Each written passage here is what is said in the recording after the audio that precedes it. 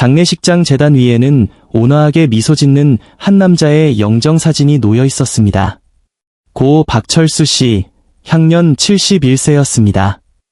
조문객들이 엄숙한 분위기 속에서 고개를 숙인 가운데 한 남자가 깊은 슬픔에 잠겨 있었습니다.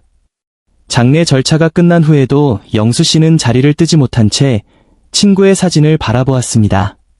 자신보다 1살 어린 친구를 먼저 떠나보낸 슬픔은 컸습니다.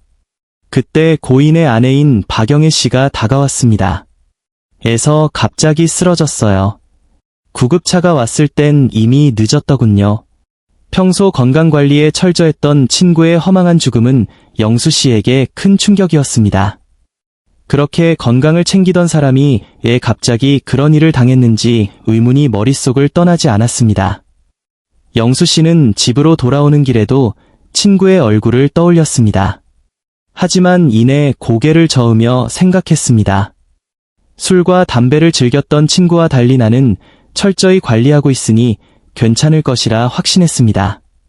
집으로 돌아오자 아내 이순자 씨가 걱정스레 맞이했습니다. 영수 씨는 소파에 앉으며 자신은 건강하니 걱정 말라고 장담했습니다. 퇴직 후에도 수십 년간 이어온 아침 습관은 그에게 건강의 증거이자 자부심이었습니다. 그러나 그는 자신의 이 습관이 오히려 몸을 서서히 망가뜨리고 있다는 사실을 전혀 인지하지 못하고 있었습니다.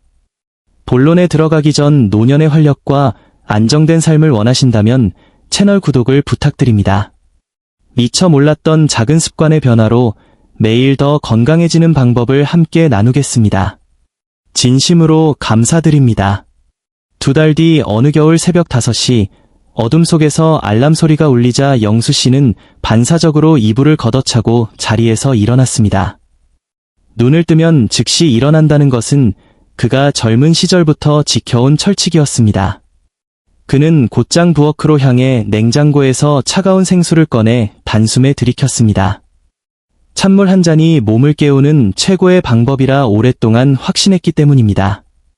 이어 세안을 마친 그가 산책을 나가려 하자 아내가 만류했습니다. 주먹밥이라도 조금 먹고 나가세요. 날씨도 추운데 이 목도리라도 하고 가요.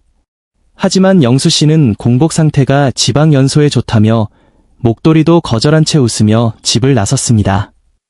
차가운 새벽 공기를 가르며 걷던 중 영수 씨는 갑작스러운 시야 흔들림과 다리의 중압감을 느꼈습니다.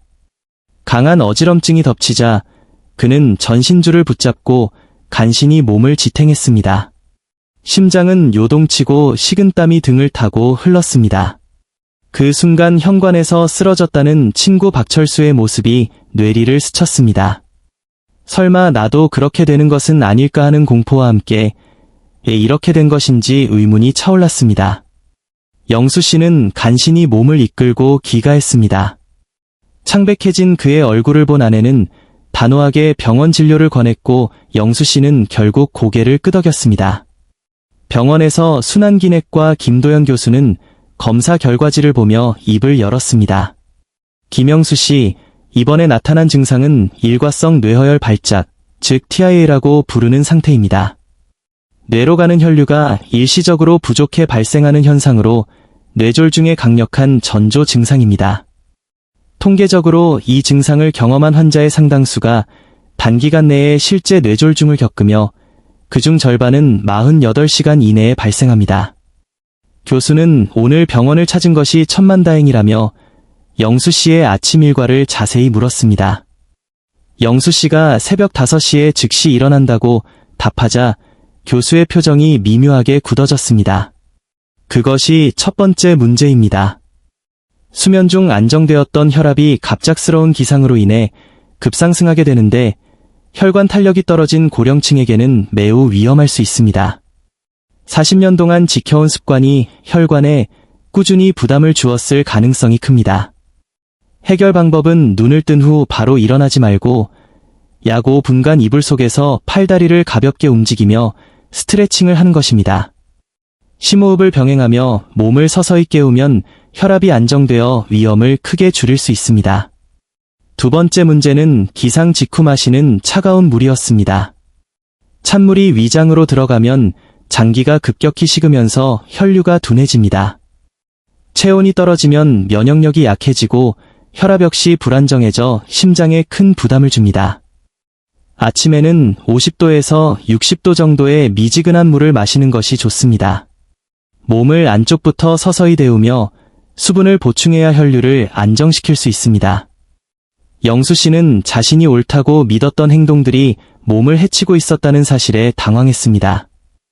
마지막 문제는 공복 상태의 추운 새벽 산책이었습니다. 아침에 눈을 떴을 때 혈당은 하루 중 가장 낮은 상태입니다.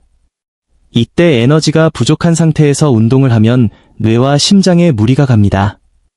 특히 겨울철 찬 공기로 혈관이 수축한 상태라면 혈압은 더 급격히 상승합니다. 산책을 나가기 전에는 바나나 한 개나 작은 주먹밥 같은 가벼운 탄수화물을 섭취하여 혈당을 안정시키는 것이 필수적입니다. 지금까지 건강을 위해 노력해왔다고 믿었던 영수 씨는 할 말을 잃었습니다. 진료를 마치며 교수는 한 가지 사실을 더 덧붙였습니다. 사실 얼마 전 세상을 떠난 박철수 씨도 제 환자였습니다. 그분께도 똑같은 설명을 드렸지만 습관을 바꾸지 않으셨습니다.